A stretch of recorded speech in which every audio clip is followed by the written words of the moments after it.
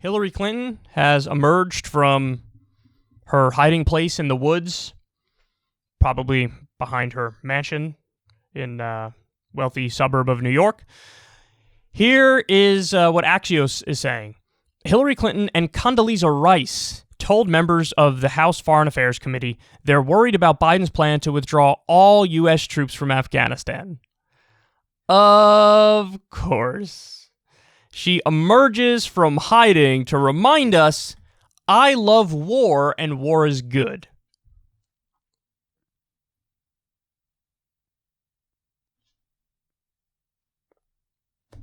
Can't parody it.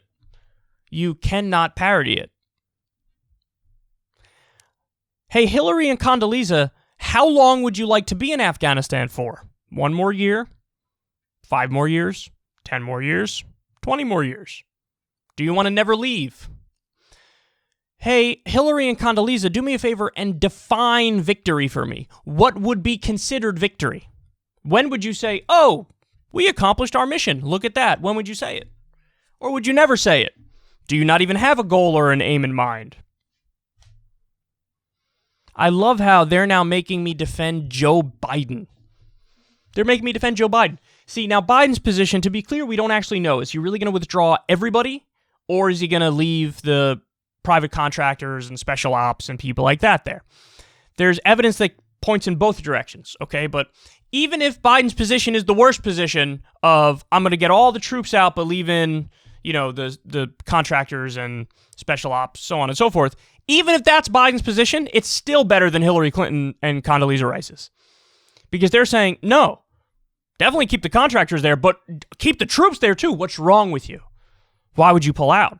By the way, you know how centrist Democrats always harp away on unity, unity, unity, unity, unity? Well, guess what?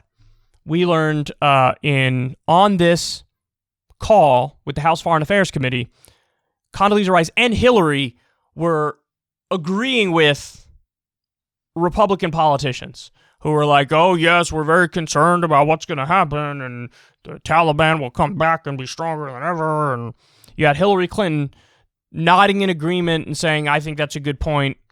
I don't agree with what Biden is doing. So what happened to unity? All of a sudden, when a Democratic president, even a corporate Democrat, decides to maybe do something positive, the other corporate Democrats turn. And of course, Hillary Clinton is now in league with Condoleezza Rice and other neoconservative war criminal hawks, because she herself is a neoconservative war criminal hawk. But isn't that amazing? We don't hear a goddamn word from Hillary about anything unless and until Biden's maybe about to do something good, and then she comes out and reminds us, no, do the bad thing. Do the more unpopular thing. By the way, I thought we were supposed to live in a constitutional republic and a representative democracy. And in a democracy, you know what would happen? The president would listen to the people because the people are screaming, get out of Afghanistan. We've already been there 20 years. What more do you want? There was a poll that came out years ago. The war in Afghanistan was already more unpopular than the Vietnam War at the height of its unpopularity. We're talking about an approval rating in the teens. I don't remember what it was, 13%, 18%, something like that. An approval rating for a war in the teens. And the military-industrial complex and the deep state just continues doing it. And finally, we get some movement in the correct direction, and Hillary Clinton comes out and reminds us, no, don't do that. By the way, we'll talk more about this a little later, but what's so incredible is that all of the ways you would measure how the war is going, with us there, those things were terrible. For example, the Taliban has control of over 50% of Afghanistan. That is with us being there. When we invaded back in 2001, the Taliban controlled less of Afghanistan than they do now. So if the idea was, hey, we got to beat back the Taliban, well, congratulations, you failed. With you being there, you failed. So now I bring this up to point out, now the media is going to talk about that. They're going to say, oh, we began the withdrawal, and look at that. The Taliban controls over 50% of Afghanistan. Guess you got to blame the withdrawal. What they don't tell you is, while we were still there, that was the case. So there's going to be a lot of misleading stuff that you're going to see. I guarantee you're going to see a lot of misleading stuff. They're going to have all these little factoids that they point to about why it's a terribly irresponsible thing for us to be there. Or for us to, not be there.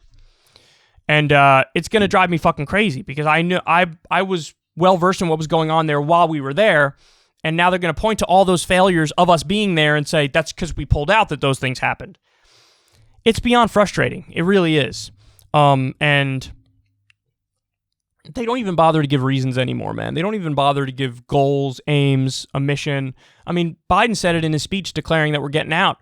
He was like, we were supposed to go there to get Osama bin Laden. Homeboy's been dead for a long time. In fact, it was Obama and Biden that killed Osama bin Laden. So, okay, mission accomplished. Come on, what are we doing? What are we doing? What are we doing there? What are we doing? You said to get Osama bin Laden. Mission accomplished. You said to get Al-Qaeda. Well, there's next to no Al-Qaeda operatives left in Afghanistan. The Taliban is not Al-Qaeda. They were protecting Al-Qaeda for a while. Now there's fewer than 100 Al-Qaeda operatives in Afghanistan, and that's according to our own intelligence agencies from years ago. So, again, what are we doing there? It just became like, let's do a permanent guerrilla war against the Taliban.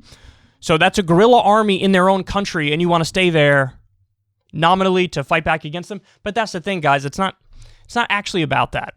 It's not about that. Maybe some of the people who are advocating for it, some of the politicians are dumb enough to think that's really what it's about. Freedom and liberty and democracy and women's rights and the other trash arguments they use.